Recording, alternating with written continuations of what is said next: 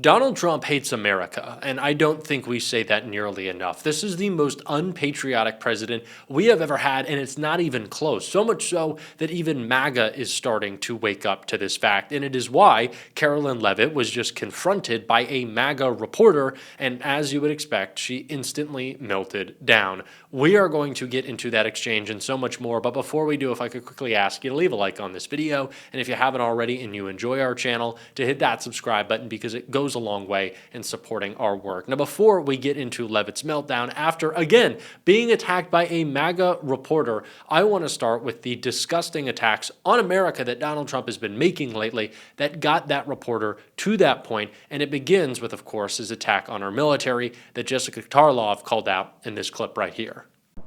Jessica, do you agree that a video calling on the military writ large to disobey the commander-in-chief's orders is in fact seditious?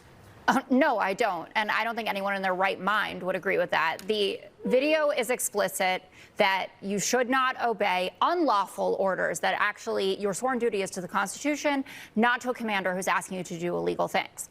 We've talked about this now 3 days in a row. So 3 days in a row, I'm going to say it would have been more ideal if there was specificity about the type of orders that you are hearing from lower ranking officers that they're concerned about. So if that's Venezuelan boat strikes, like why did General Halsey resign from the Southern Command? You don't know. But that's why I said why. It's in the form of a question. You're right. He just wanted to spend more time with his family. You don't know if people are even... Leave his family out of it, Jessica. Don't make me talk about Todd Starnes. Pete Hegseth and Donald Trump addressing that meeting of generals and saying, you're going to have to help us clean up these blue cities, those kinds of things. But to Greg's point about, you shouldn't be elevating these people. They are doing exactly the wrong thing in Greg Gutfeld's mind, because now the face of the Democratic Party is Mark Kelly. It's not Zohran Mamdani. You have Donald Trump smiling at Mamdani, and you have Mark Kelly, who's a decorated veteran, who is married to basically like the equivalent of an American saint in Gabby Giffords, who's won a purple state, has hugely high favorabilities, and now people are talking about the fact that the Democratic Party is represented by a guy like that. I'm personally thrilled. That is what my party is, the party of Mark Kelly's out there. So this was a political move. No, it's just a nice afterthought that we're getting a bounce out of it, right? You're getting a bounce out of this? You look exhausted talking about it 3 days in a row. And you're complaining you have to do an FBI interview, which, if you're not truthful, you might have to go to prison. Pete Hegseth is spending his days melting down online instead of being over in the UAE negotiating peace between Ukraine and Russia. The Secretary of the Army is the one doing that. Pete's saying, I think your medals are in the wrong order, even though it's supposed to be a mirror image or something I read on the internet. I don't know. I'm not a veteran.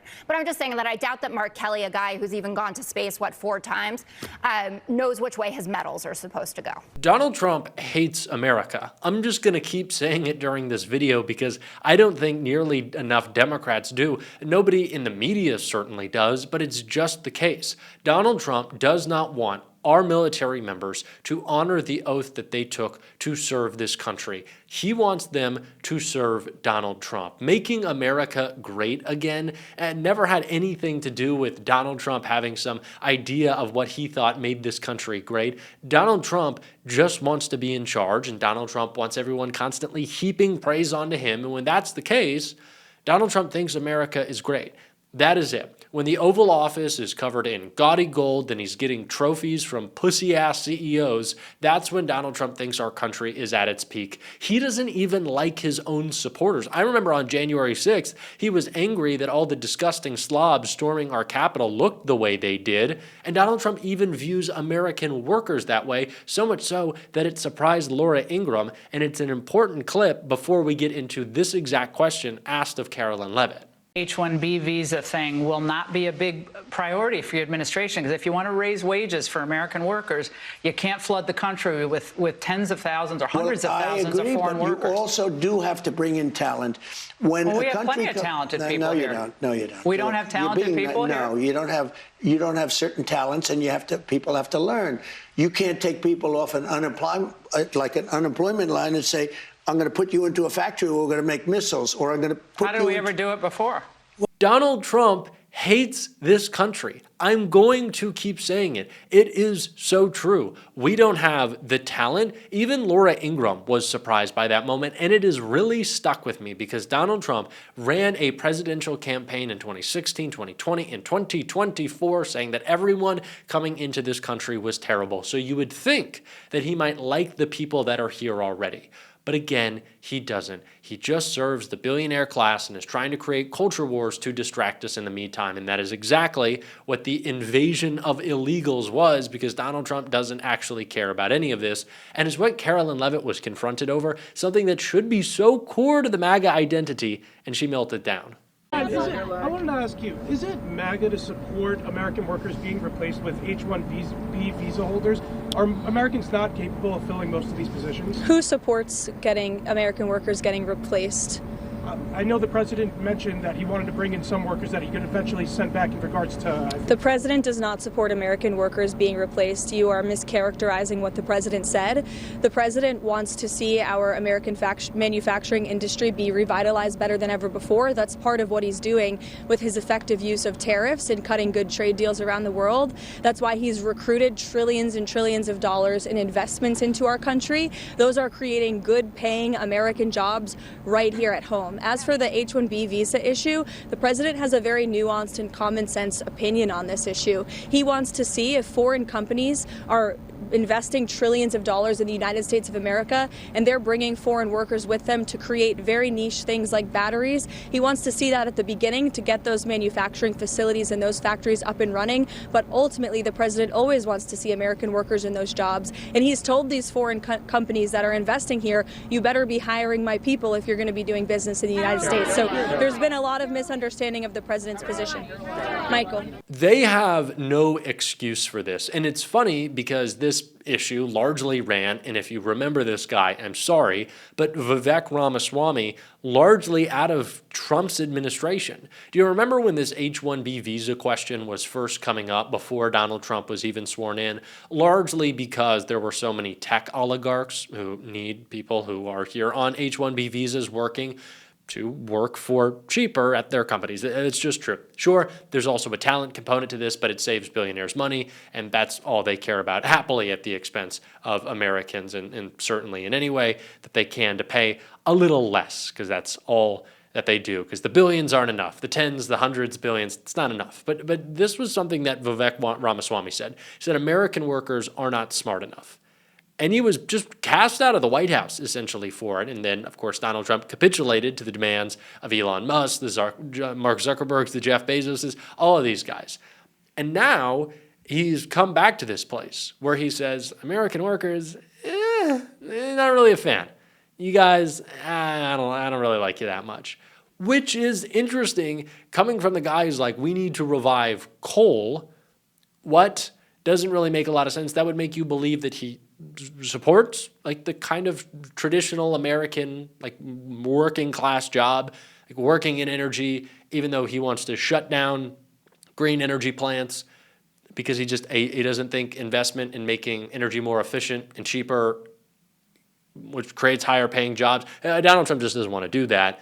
But clearly there is no like core ethos to Donald Trump's immigration policy or how he views what his movement thinks of all types of immigration. He's just clearly confused. And that's why Karoline Leavitt didn't have an answer. But MAGA does. They're pissed. Where is my president? Some MAGA supporters in uproar over Trump's H-1B visa comments. Trump's comments have sparked widespread outrage from prominent voices on the right, ranging from popular MAGA influencer Jack Cocchiarella to Marjorie Taylor Greene to Trump supporter and former 1990s Hercules actor Kevin Sorbo. What an atrocious thing to say. This will cost Republicans the midterms, Sorbo wrote in a post on Twitter. Prominent pro-Trump podcaster Benny Johnson responded to Trump's comments by sharing a post Charlie Kirk made on X a few weeks before he was killed, where Kirk called for stopping the H-1B scam. Johnson added that he would continue to fight against the issue. Meanwhile, another diehard Trump supporter who helped organize the rally before the January 6th riot posted in response, "Where is my president?" And Steven Crowder, another popular right-wing podcaster, called Trump's comments as bad as it gets. So MAGA hates Donald Trump for this. Karoline Leavitt is put in front of the issue. She can't say anything to defend him. It is just another tick on the old chart of issues to add to the MAGA civil war, because Donald Trump never actually cared about anything. And that's what these guys don't seem to understand, that there was no grounding principle, there was no policy, there was no worldview. It is why I started this video by saying Trump hates America and he only thinks it's great when he's in charge, because the only thing that he cares about is himself. Whoever the biggest suck-up is to Donald Trump, and the last person to whisper in his ear, is who ultimately has control. So when the White House is crawling with tech CEOs, do you really think he's going to stop the H-1B visas?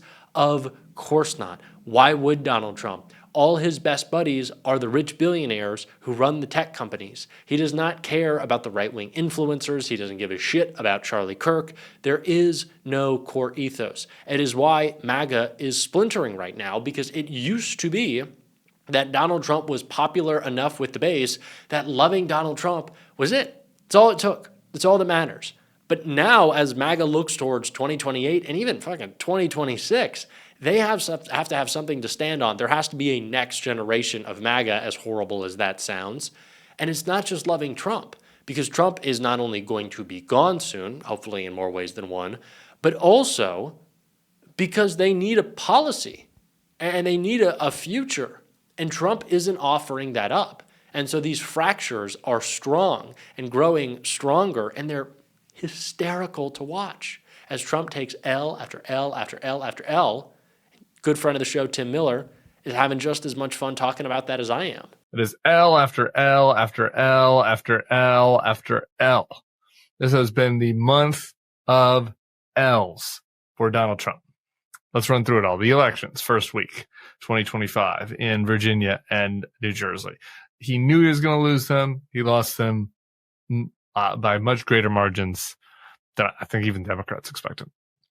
The shutdown message war. Sorry to be right about this, but that was a big L for Donald Trump. How do you know it was a big L for Donald Trump? They are still splashing around trying to find a message on healthcare. I mean, just today, there was a bunch of news where Donald Trump was saying that he, was wanting to extend the Obamacare subsidies. The House Republicans don't like that. Senate Republicans don't like that. They're going to make an announcement today. They're backing it down. It seems like we're still 2 weeks away from a healthcare plan for Donald Trump. The fracturing within MAGA will only get worse. It's not going to get better. And I did that in the last video. Yay! I'm gonna smile. I don't know why I'm like talking this straight. I should just be excited all the time. I am. I think I'm gonna have my cheeks are gonna get sore by the end of this month. I'm loving it, and we're gonna keep talking about it on this show. If you want to support that, as always, you can hit that subscribe button, leave a like on this video. If you stuck around to the end, drop a blue heart in the comments. Keep on fighting, y'all. Don't let them silence you. Until next time, I'll see you soon.